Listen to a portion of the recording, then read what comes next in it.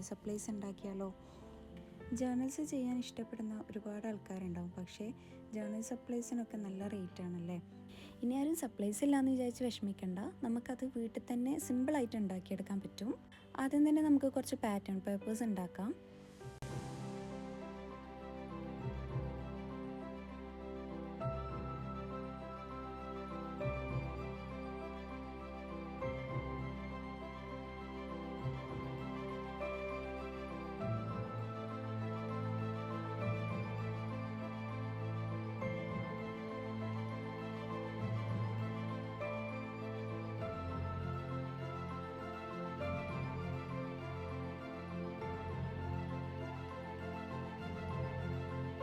ഞാനിവിടെ എല്ലാ പേപ്പറിലും same patterns തന്നെയാണ് വരച്ചു കൊടുക്കുന്നത്. നിങ്ങൾക്ക് നിങ്ങളുടെ ഇഷ്ടത്തിന് ഡിസൈൻ ചേഞ്ച് ചെയ്ത് കൊടുക്കാം.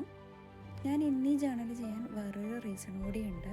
ഫൈനലി നമ്മൾ 1K സബ്സ്ക്രൈബേഴ്സ് ആയിട്ടുണ്ട്. Thank you all. നിങ്ങളെല്ലാവരും സപ്പോർട്ട് ഉള്ളതുകൊണ്ടാണ് എനിക്ക് ഇത് അച്ചീവ് ചെയ്യാൻ പറ്റിയത്. യൂട്യൂബിൽ 1K സബ്സ്ക്രൈബേഴ്സ് കേൾക്കുന്നവർക്ക് വലിയ കാര്യമൊന്നും ആയിരിക്കില്ല, പക്ഷേ എന്നെ സംബന്ധിച്ച് എനിക്കിത് നല്ലൊരു അച്ചീവ്മെൻറ്റ് തന്നെയാണ്. ഇനിയും നിങ്ങളുടെ സപ്പോർട്ട് ഉണ്ടായിരിക്കണം. അപ്പോൾ പറഞ്ഞു വന്നത് എന്താണെന്ന് വെച്ചാൽ, എനിക്ക് 1K സബ്സ്ക്രൈബേഴ്സ് ആയതുകൊണ്ട് തന്നെ ഒരു ജേർണൽ ചെയ്യണമെന്നുണ്ട്. അപ്പോൾ സ്വന്തമായിട്ടൊരു ജേർണൽ ഉണ്ടാക്കിയിട്ട് ചെയ്യണമെന്നാണ് എനിക്ക് ആഗ്രഹം. അതുകൊണ്ടാണ് ഞാൻ ഇങ്ങനൊരു ജേർണൽ ചെയ്യാമെന്ന് വിചാരിച്ചത്. അങ്ങനെ നമ്മുടെ പാറ്റേൺ പേപ്പേഴ്സ് ഇവിടെ റെഡി ആയിട്ടുണ്ട്. നെക്സ്റ്റ് നമുക്ക് കുറച്ച് സ്റ്റിക്കി നോട്ട്സ് ഉണ്ടാക്കാം.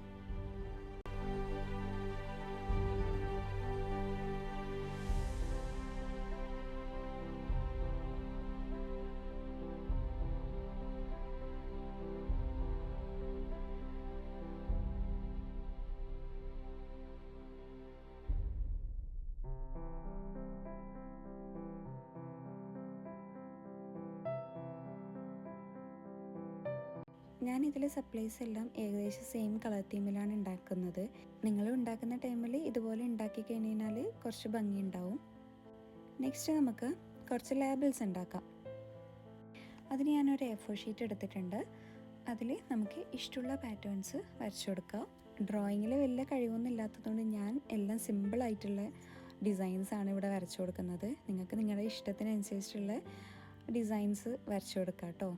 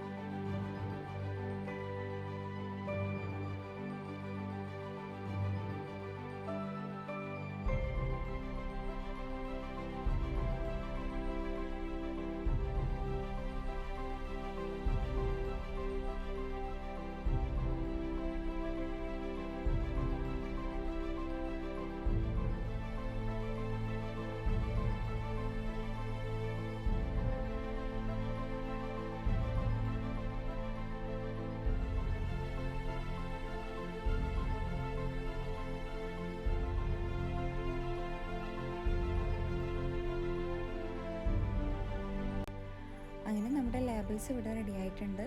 എനിക്ക് ഉണ്ടാക്കിയതിൽ വെച്ച് ഏറ്റവും ക്യൂട്ടായിട്ട് തോന്നിയത് ഇതാണ്. എന്തായാലും നിങ്ങളുടെ അഭിപ്രായം ഒന്ന് കമൻറ്റ് ബോക്സിൽ അറിയിക്കണം കേട്ടോ. നെക്സ്റ്റ് നമുക്ക് കുറച്ച് സ്റ്റിക്കേഴ്സ് ഉണ്ടാക്കാം.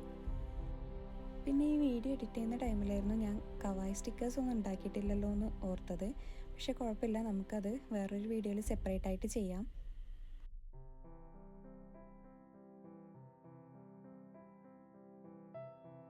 അങ്ങനെ ഔട്ട്ലൈൻസൊക്കെ വരച്ചു കൊടുത്തിട്ടുണ്ട്. ഇനി ഇതൊന്ന് കളർ ചെയ്തെടുക്കണം.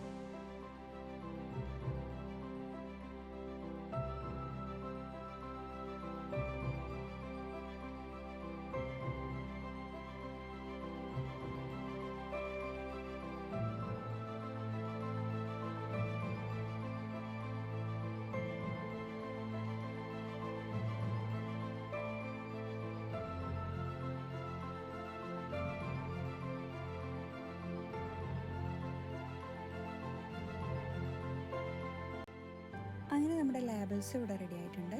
ഇനി നെക്സ്റ്റ് വരുന്നത് വാഷി ടേപ്സ് ആണ്. അതിന് ഞാനൊരു A4 ഷീറ്റ് എടുത്തിട്ടുണ്ട്. അത് ഇതുപോലെ ഒന്ന് മാർക്ക് ചെയ്ത് കൊടുക്കുക. എന്നിട്ട് നമുക്ക് ഇഷ്ടമുള്ള ഡിസൈൻസ് വരച്ചു കൊടുത്താൽ മതി.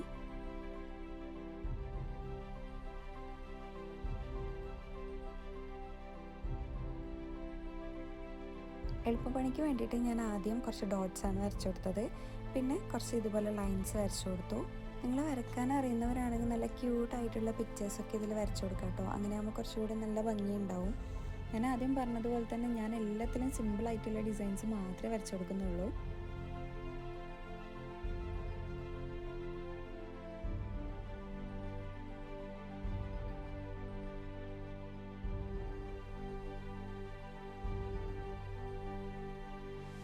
അങ്ങനെ നമ്മൾ വരച്ച പേപ്പേഴ്സ് എല്ലാം ഇതുപോലെ ഒന്ന് കട്ട് ചെയ്ത് കൊടുത്തിട്ടുണ്ട്.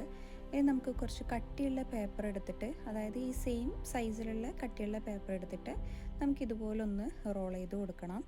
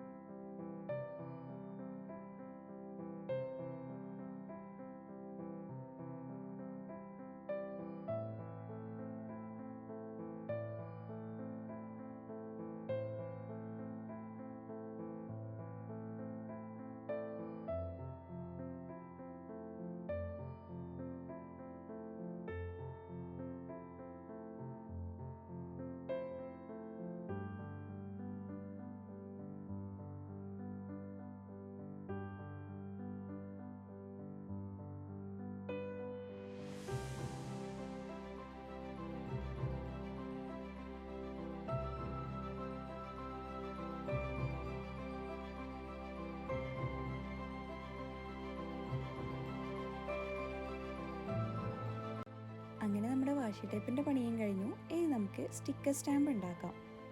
സ്റ്റിക്കർ സ്റ്റാമ്പ് ആകുമ്പോൾ നമുക്ക് റൗണ്ട് ഷേപ്പ് കിട്ടാൻ വേണ്ടിയിട്ട് ഞാനൊരു ബോട്ടിലിൻ്റെ മൂടി എടുത്തിട്ടുണ്ട്. അതിനെ കൊണ്ട് റൗണ്ട് ഷേപ്പ് വരച്ചു കൊടുക്കുക.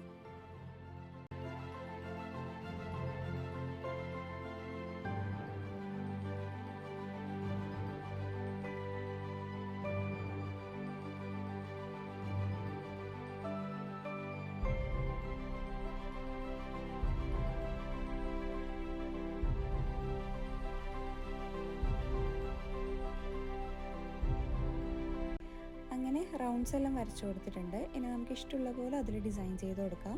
ഞാനിവിടെ ബ്രഷ് പെന്ന് യൂസ് ചെയ്തിട്ട് കളർ ചെയ്യുക ചെയ്യുന്നത്. പിന്നെ അതിൽ കുറച്ച് ഡിസൈൻ വരച്ചു കൊടുത്തു.